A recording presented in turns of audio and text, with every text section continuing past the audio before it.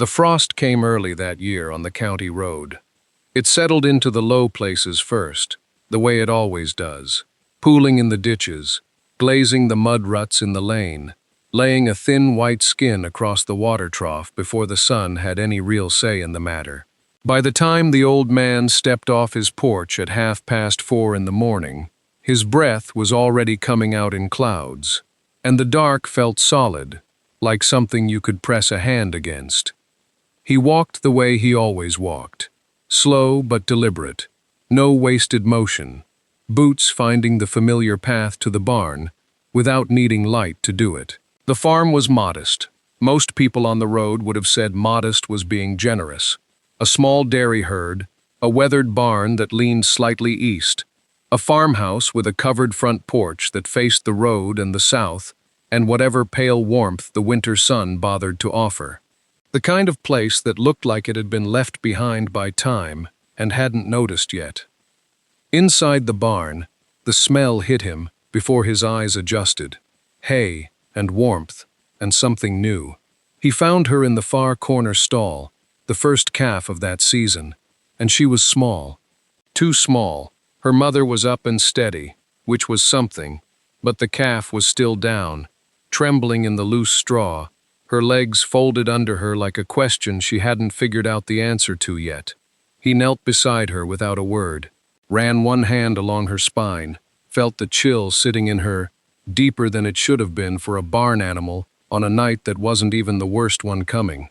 He made no announcement about what he did next. There was no one to announce it to. He came back from the house with an old moving blanket, the kind with the black binding that had worn off at the corners.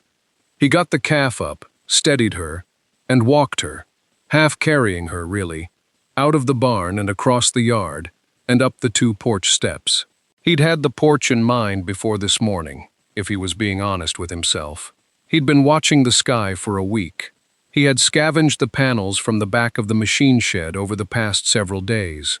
Old barnboard pieces, a section of tongue and groove he'd pulled off a lean-to that had fallen in years back. He fitted them along the porch rails now, working by the light of a flashlight clipped to his jacket pocket, until the porch was 3-sided and blocked. Then he ran the extension cord through the front window and hung the heat lamp from a hook he'd screwed into the porch ceiling the previous afternoon. He bedded the floor with straw. He settled the calf into it. He checked her temperature with his bare palm against her side. Then he went inside to start the coffee. The feed store on County Road 9 has a particular quality of silence in early March. The bins are half full again, the seed packets are back on the wire rack by the door, and the light comes in yellow and thin through the south window and lands on the counter in a way that makes men stand a little longer than they need to, warming themselves without admitting it. It is the kind of place where stories find their second life. A thing happens out on the road, and then it happens again here, told across the counter, and the second telling is often the one that sticks. By the time March comes, the story of the porch calves has been told in this building more times than the man behind the counter can count. He has heard it from the milk hauler. He has heard it from the woman who runs the small engine repair out of her garage on the east side of town. He has heard pieces of it from men who were not even there, who received it third hand and still felt compelled to pass it along, filling in the gaps with what felt true, even when they could not be certain it was. That is what a real story does. It spreads because it needs to. On a Wednesday morning in the first week of March, one of the 2 younger farmers from down the road comes in for a bag of calf supplement and a box of ear tags. He sets them on the counter without much ceremony. He is not a man who has ever had difficulty filling a room with his own opinion, but today he seems quieter than usual. The man behind the counter does not press him. It is the younger farmer who speaks first. He says he has been thinking about the morning the storm broke. He says he drove down the county road when the ice was still thick on the fences, when the light was coming up flat and white, and everything looked like it had been dipped in glass. He had lost 4 calves by then. His neighbor, the other one from further up the road, had lost 3. They knew the numbers. They were not numbers that felt good to carry. He says he slowed the truck when he came past the old veteran's place. He says he saw them, all 7 of them, coming off the porch into the mud, wobbling, nosing at each other, one of them bucking a little, the way young calves do when something in them decides to be glad. He stops for a moment. He looks at the bag of supplement on the counter. He says he has never felt smaller in his life. Not angry small, just small. The kind of small that comes from understanding you looked at something and decided it was foolish, and then the thing you called foolish turned out to be the only thing that worked. He pays for his order. He picks up the bag.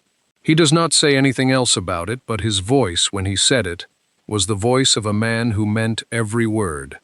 The first calf had come in the 2nd week of October, a small heifer, mostly black, born 2 weeks early in a cold rain.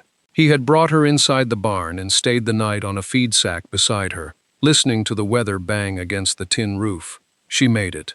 But he had stood in the barn doorway the next morning, watching the clouds move, and felt something he trusted more than forecasts. A feeling that lived in his joints and his memory both. Winter was coming fast, and it had teeth. By the end of October, 3 more calves had arrived. 2 from his older cows, 1 small bull he had taken from a sale when the man selling him said the animal was more trouble than it was worth. He did not argue the point. He simply paid what was asked and loaded the calf into the bed of his truck with a moving blanket wrapped around its shoulders. The 5th and 6th came in the 1st week of November, almost back to back, both healthy but small.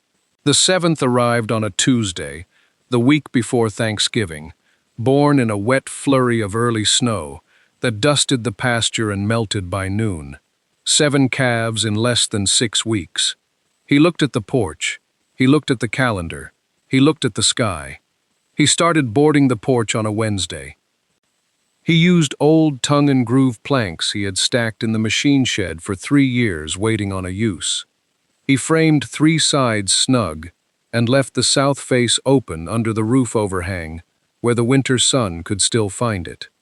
He laid down clean straw, 8 inches deep. He ran an extension cord through the front window and hung a single heat lamp from a ceiling hook he had screwed into the porch beam on a dry afternoon in the fall. He moved the calves in 2 at a time, settling each one before fetching the next. His neighbors came to the fence on a Thursday. He heard them before he saw them, that particular laugh, the kind that carries across a county road without effort, the kind that is meant to carry. 2 of them, the younger farmers from up the road, both running bigger operations, both with newer equipment and bank loans that could have bought his whole place twice. They stood at the fence and they looked at the boarded porch and the cord running through the window and the 7 young heads visible over the low board rail. And they laughed the way men laugh when they think they are watching someone make the last mistake of a long series of mistakes. He did not go to the fence. He went back inside, picked up his small paper notebook from the kitchen table, and wrote down the morning temperature, each calf's condition, and the amount of feed taken. Then he put the notebook in his front pocket and went out to check the heat lamp.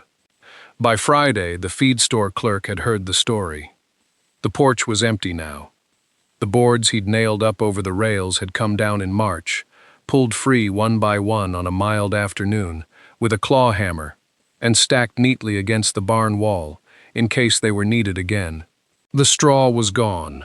The heat lamp was coiled and put away in the machine shed. What remained was just a covered front porch on a modest farmhouse on a county road in early spring. A little weathered, a little scuffed where small hooves had worn the boards, but quiet and open to the pale sun coming in from the south.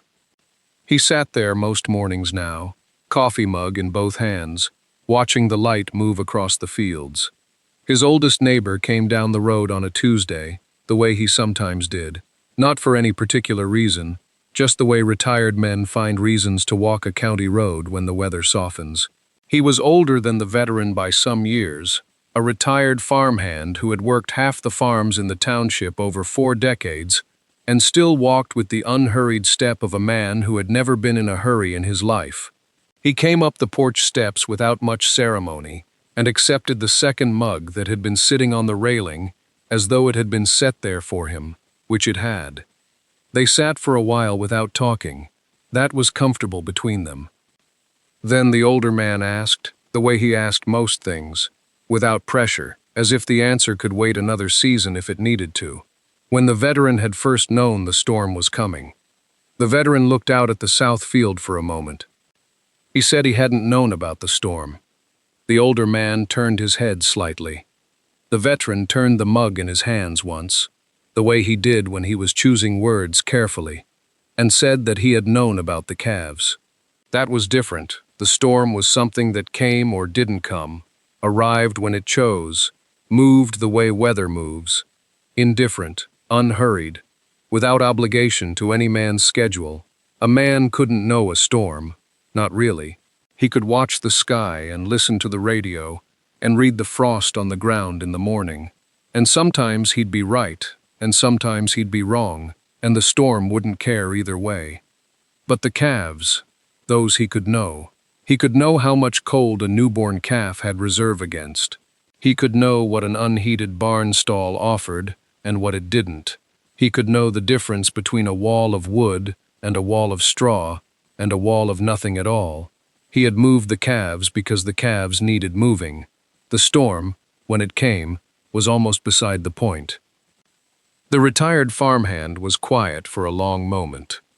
Then he said, that was a funny way of looking at it. The veteran said it was the only way he'd ever found that worked. He was up before 4 most mornings.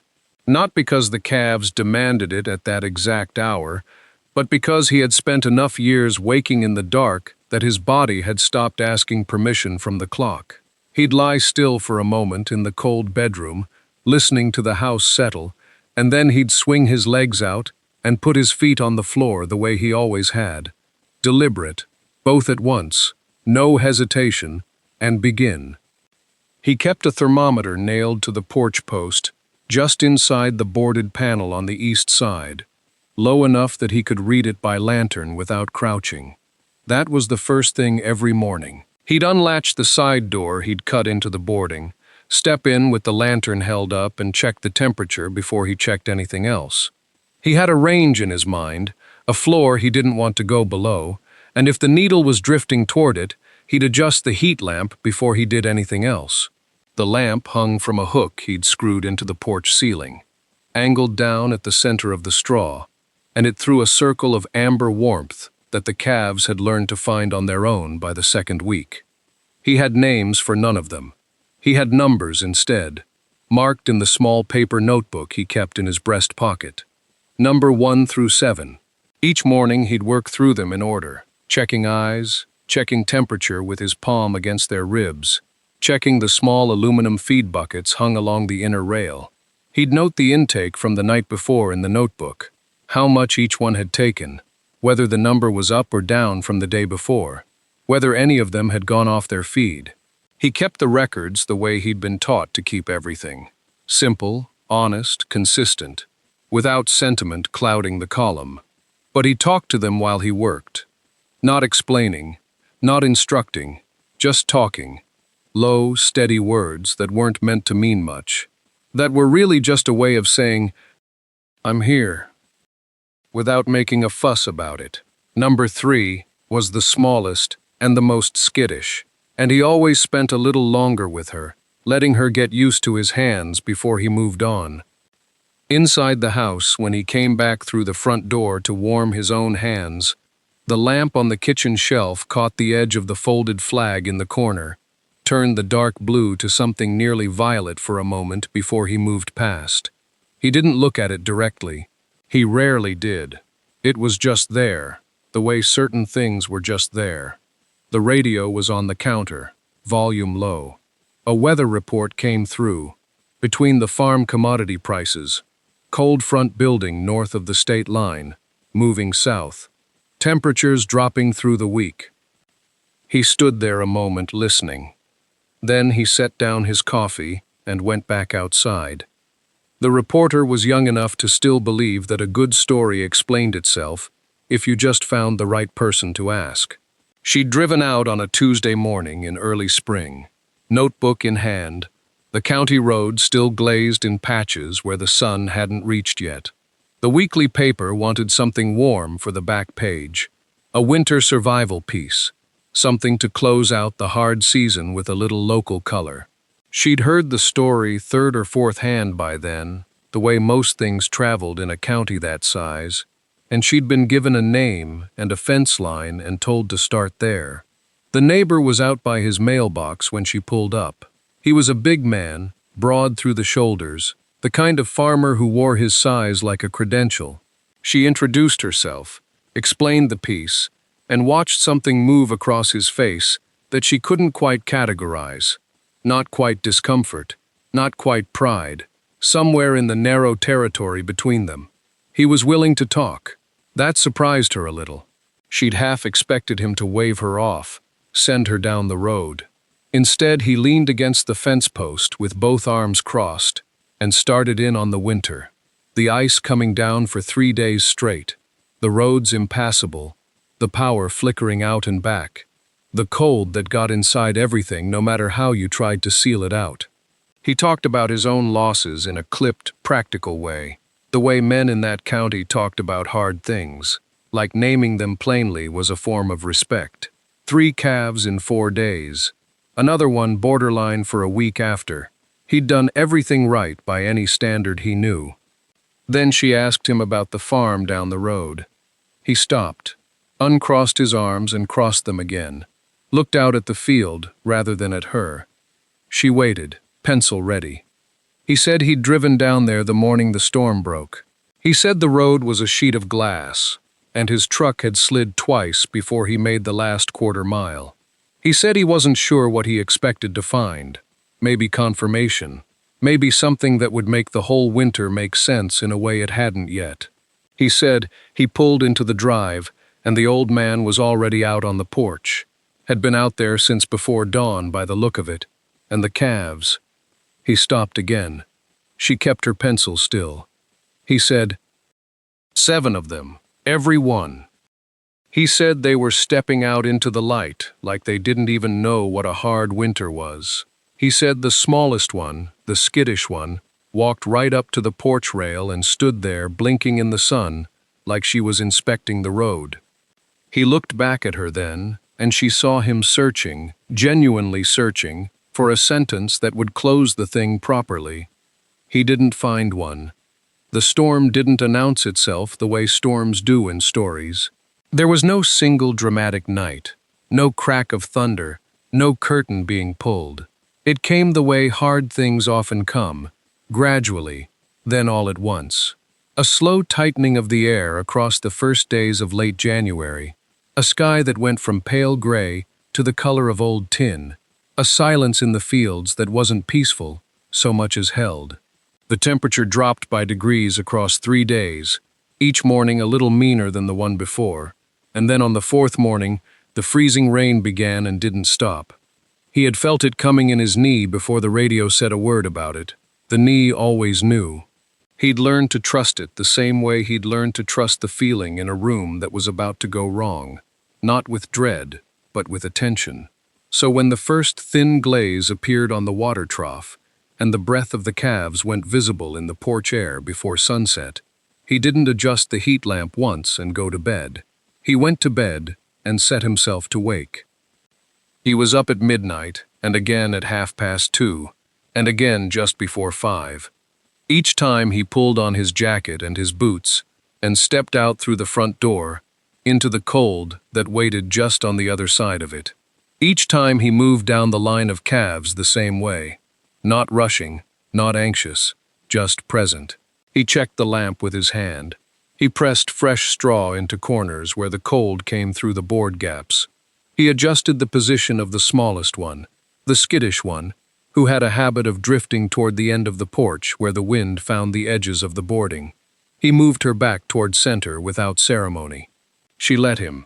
He spoke to them. Not much, just low words, the kind that weren't really about meaning, the kind that were about letting something alive know it was not alone in the dark. Whether that was for their benefit or for his, he couldn't have said, and didn't try to. The south-facing wall held against the north wind like it had been built exactly for this. He stood at the porch rail on his second night check and felt the difference.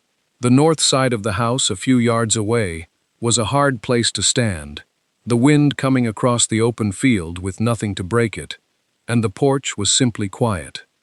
Not warm, not comfortable, but quiet. Still, protected in the way that doesn't announce itself, just does its work. The freezing rain continued through the next day and into the night again. The county roads turned to glass. The fields disappeared under it. Somewhere across the road, in the unheated dark of a neighbor's stall, the temperature was dropping through the floor. The porch lamp burned on. The reporter had come out expecting a color piece. A quirky human interest story for the spring edition, something about an old eccentric and his unusual winter arrangement, the kind of story that gets a wry headline and a photograph of a man standing next to a calf. She had her notepad and her questions arranged in a sensible order. She did not expect the retired farmhand. He had worked 3 properties on that county road over 40 years, and he had a habit of showing up where things were being explained, because he had a further habit of knowing when explanations were incomplete. He was leaning against the fence post near the reporter's car when she came back from the porch, and he said, before she could ask him anything, that he wanted to tell her something about that south wall.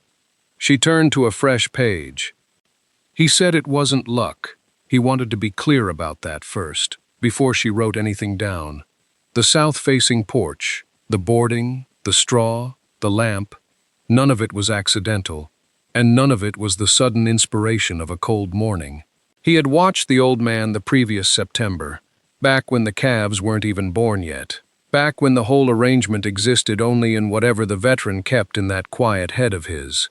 He described it carefully.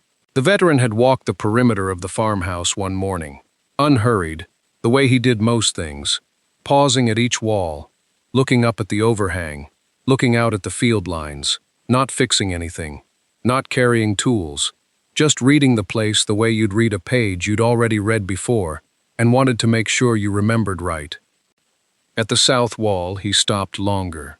The retired farmhand had been working the fence line nearby and watched without drawing attention to himself, because the veteran was the kind of man who thought more clearly when he didn't feel observed. The old man had looked at the overhang angle. Then he had looked south, across the open ground, toward where the winter sun would travel if there was any winter sun to speak of. Then he had looked north, toward the field where the wind came from, and he had stood for a moment with his back to that direction, as if confirming something he already knew. Then he had gone inside. No notes, no measurements written down. Whatever he calculated in the way men of a certain formation calculate, in the body, in the memory, in the long habit of assessing ground before committing to a position.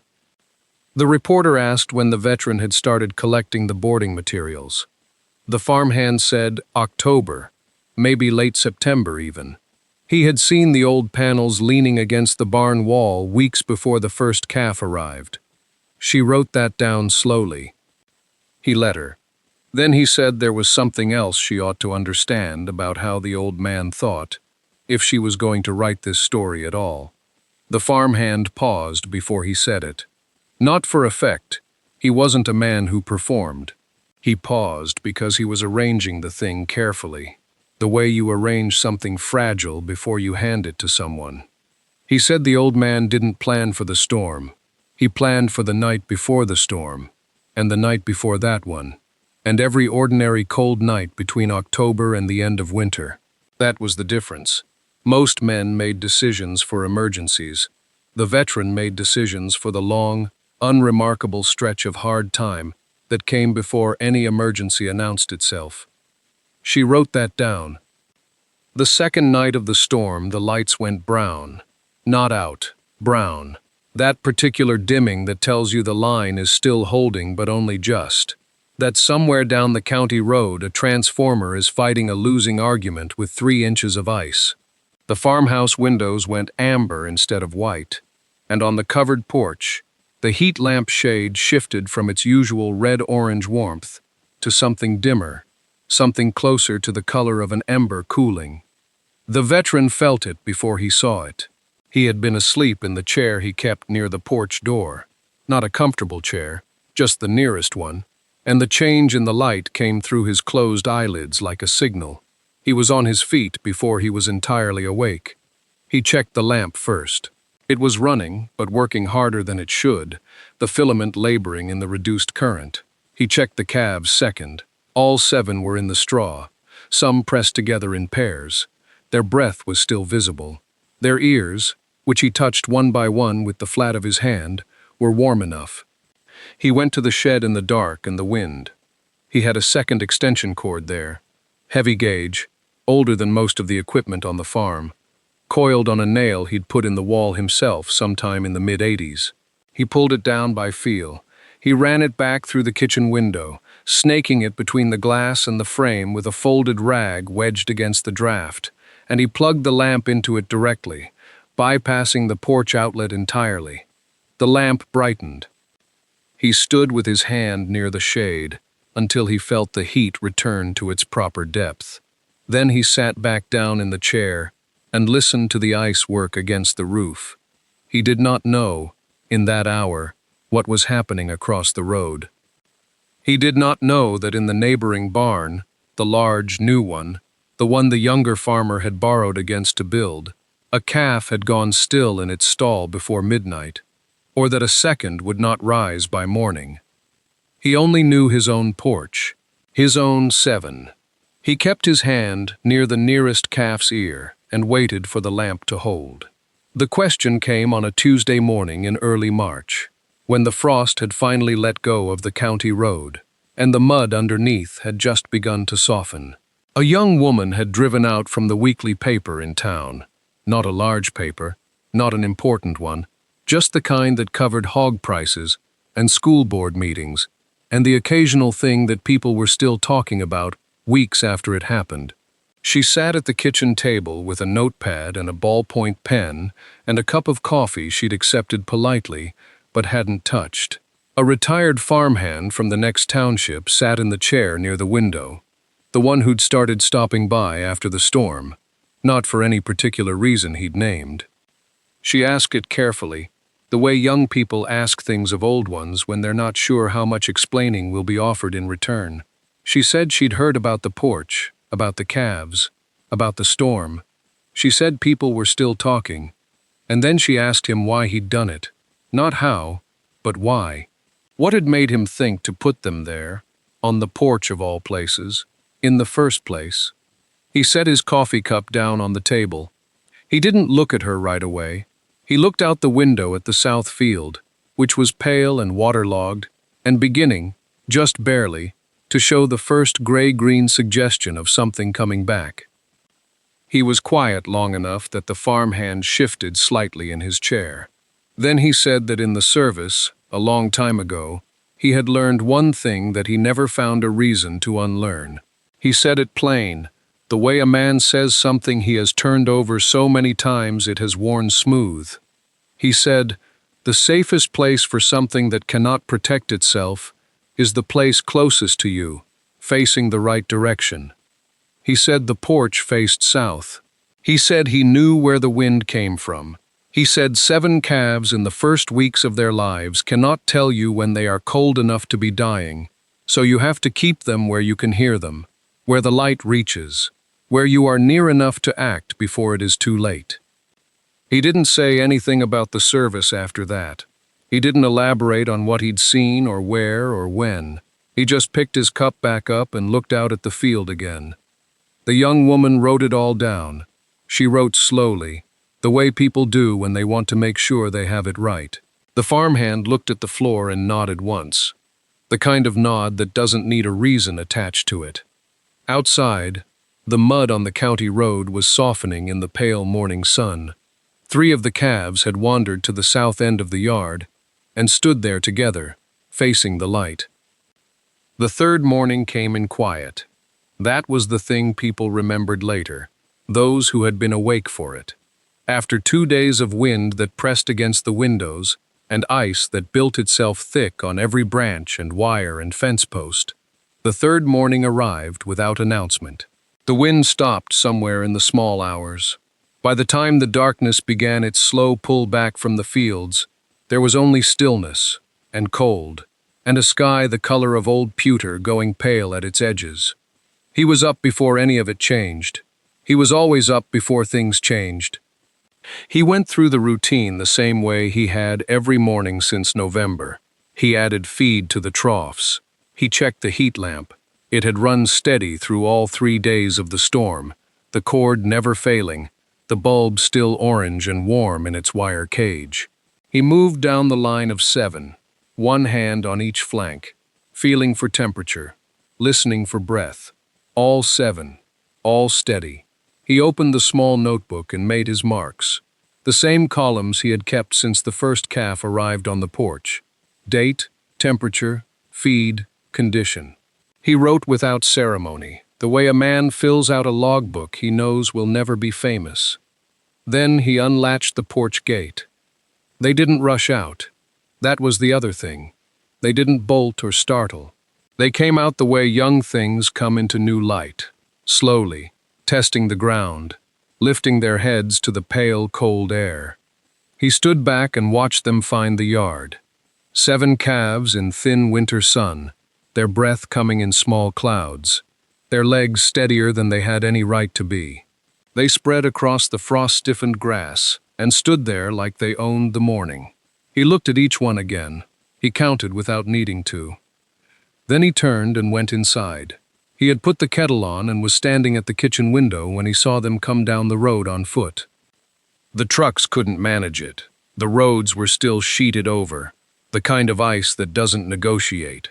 So they came walking, the 2 neighbors from up the county road, their boots breaking through the crust in places, their breath visible from a distance. They stopped at his fence. They didn't call out. They didn't wave. They stood there in the pale morning light and looked at 7 calves moving around his yard, alive and quiet and unbothered, and they didn't say a word. He watched them from the window for a moment. Then he turned back to the stove and waited for the kettle to come to a boil, because there was nothing left to prove, and the tea wouldn't make itself. The kettle whistled and he poured 2 cups, the steam rising slow and unhurried in the cold kitchen air.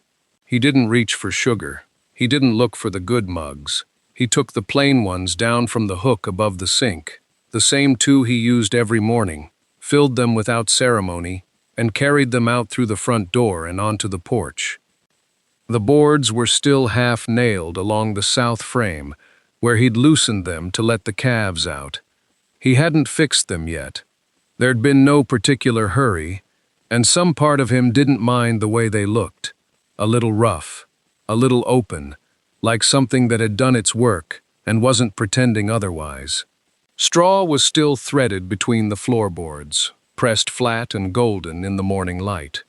The heat lamp cord lay coiled over the porch railing, still plugged into nothing, patient as old rope. He set 1 cup on the railing post and held the other in both hands. From the porch he could see the calves in the yard below, 7 of them, moving slowly through the frost-pale grass, their sides broad and steady, their legs finding their confidence a little more each day. They were not remarkable to look at, those calves. They were ordinary, small, unhurried animals on an ordinary stretch of county road. But they were there, and they were whole, and the morning light touched them the same way it touched everything else that had managed to stay. He heard footsteps on the gravel path and didn't turn around. The neighbor came up slowly, boots careful on the frozen ground, and stopped at the porch steps. He didn't speak right away. He looked at the straw caught between the boards. He looked at the heat lamp cord on the railing. He looked at the 7 calves in the yard. Then he looked at the cup sitting on the post, and something in him understood that it had been left there on purpose. He picked it up. He wrapped both hands around it. He stood beside the old veteran on the porch, and the two of them looked out at the yard in silence. There was nothing to say that the land hadn't already said. The whole county road had gone quiet in the way that only comes after. Not the quiet of ignorance, not the quiet of boredom, but the specific quiet of a thing understood at last. The kind that settles into a place and stays. The straw was still threaded between the boards. The lamp cord was still coiled on the rail. The calves moved through the pale spring morning like they had always belonged there. He sipped his tea. And the porch, worn and simple and half unfinished, held the two of them without comment, the way good old things do.